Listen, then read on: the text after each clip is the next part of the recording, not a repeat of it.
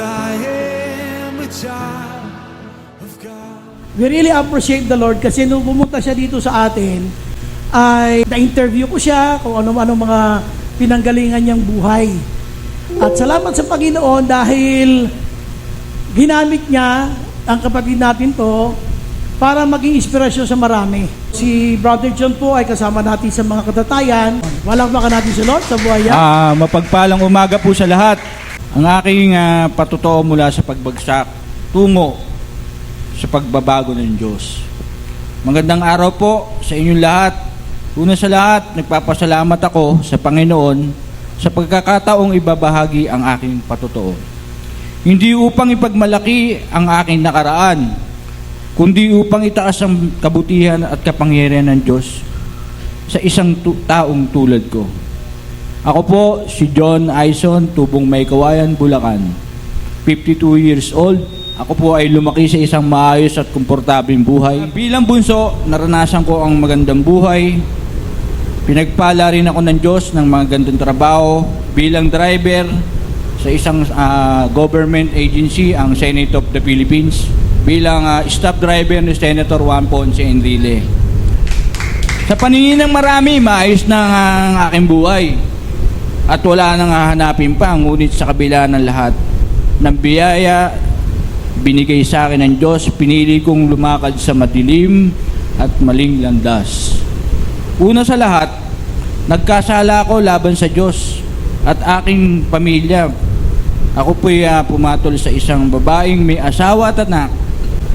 Nang malaman ito ng aking tunay na asawa, ay nasira ang aming pagsasama at nauwi ito sa aming paghihiwalay.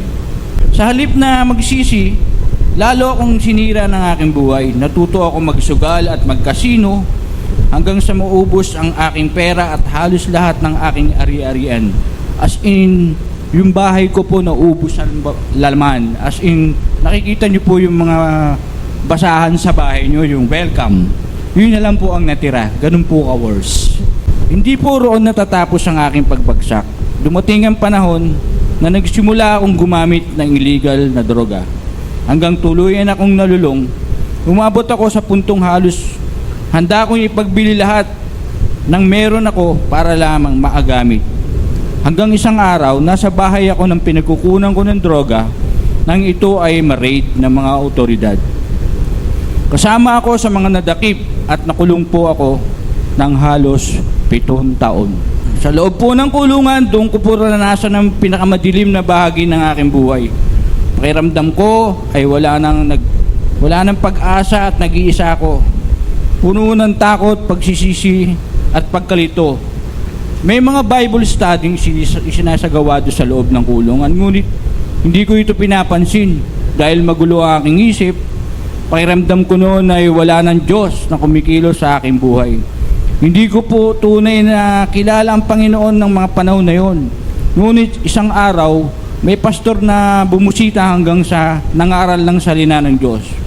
Isa sa mga talatang tumagos at sa aking puso ay ang unang Korinto 10:13. Ang sinasabi ron, walang pagsubok na dumating sa inyo na hindi nararanasan ng ibang tao. Ngunit maaasahan natin ang pangako ng Diyos na hindi niya tayo pababayaan subukin ng higit pa sa ating makakaya. Kaya nung dumaranas kayo ng pagsubok, gagawa siya ng paraan para mapagtagumpayan ninyo ito. Mula noon ay nagkaroon ako ng pag-asa. Doon ko naunawaan na kahit gaano kalalim ang aking kasalanan, hindi tayo iiwan ng Diyos. Unti-unti niyang binago ang aking puso at buhay. Habang lumalalim ang relasyon ko sa Panginoon, may isa siyang itinuturo sa akin, ang pagpatawad.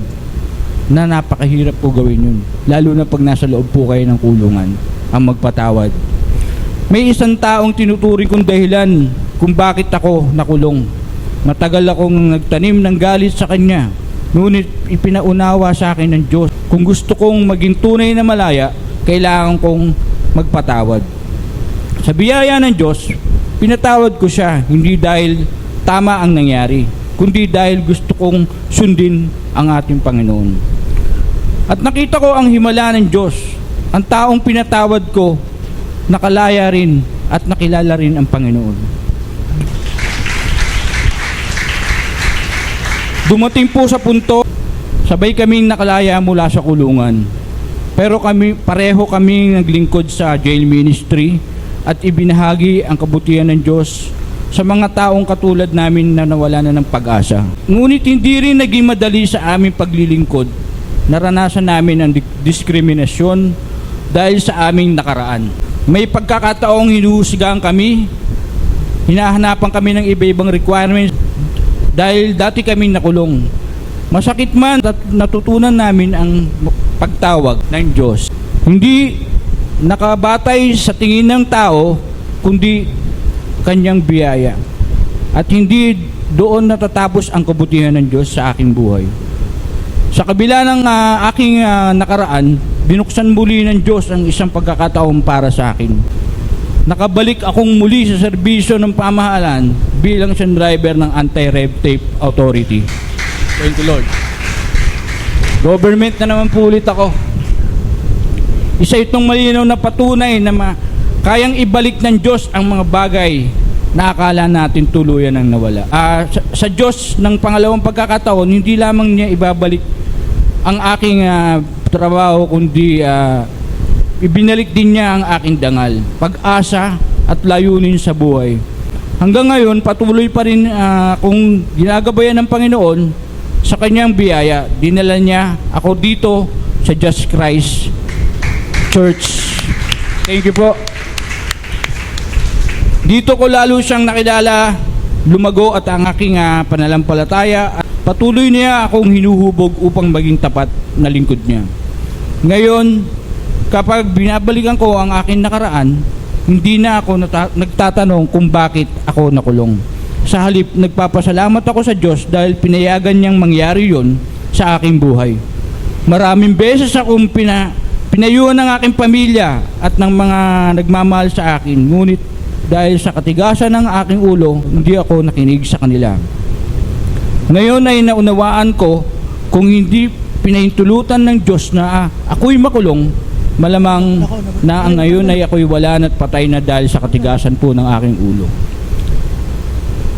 Ang kulungan ang naging lugar kung saan ang tunay na kalayaan.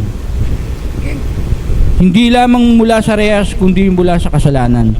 Doon ko nakilala si Jesucristo bilang ating Panginoon at tagaligtas. Ngayon, ang nakaraan ko ay hindi ko na ikinahihiya. Ginagamit ko ito bilang patotoo ng biyaya ng pag-ibig, kapangyarihan ng Diyos. Kung binago niya ang isang taong tulad ko, naniniwala akong kaya rin niyang baguhin ang buhay ng sino man tapat sa Kanya. Nais kong magtapos sa isang talatang lagi kong pinangahawakan, ang pangalawang Korinto 5:17. Kaya't kung ang sino man ay na kay Kristo, siya ay bagong nilalang. Ang dating bagay ay lumipas na, narito na lahat ay naging bago. Noong buong akala ko, ang kulungan ang katapusan ng aking buhay. Ngunit iyon pala ang simula ng aking bagong buhay kay Jesus Christ.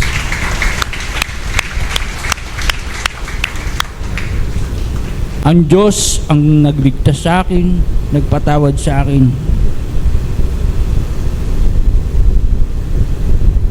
Nagpagbalik sa akin.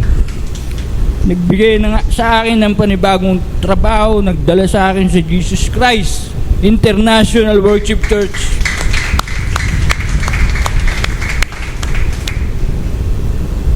At hanggang ngayon ay patuloy din akong hinuhubog ng aking Panginoong kasama ang mga kagaya ko ding katatayan at men's ministry para sa kanyang kaluwalhatian. Kaya maraming salamat po, Pastor, sa lahat po ng mga tao rito. Natutuwa ako sa mga kabataan. Mga kabataan, pagpatuloy lang po natin paglilingkod natin sa Diyos. Pasalamat tayo, bata pa lang tayo, kilala na natin si Lord Jesus Christ. Wag niyo na pong subukan. Lumihis pa ng landas. Diretso lang tayo kay Lord. Sa Diyos lamang po lahat ng papuri at karangalan at kaluwalhatian. Maraming salamat po.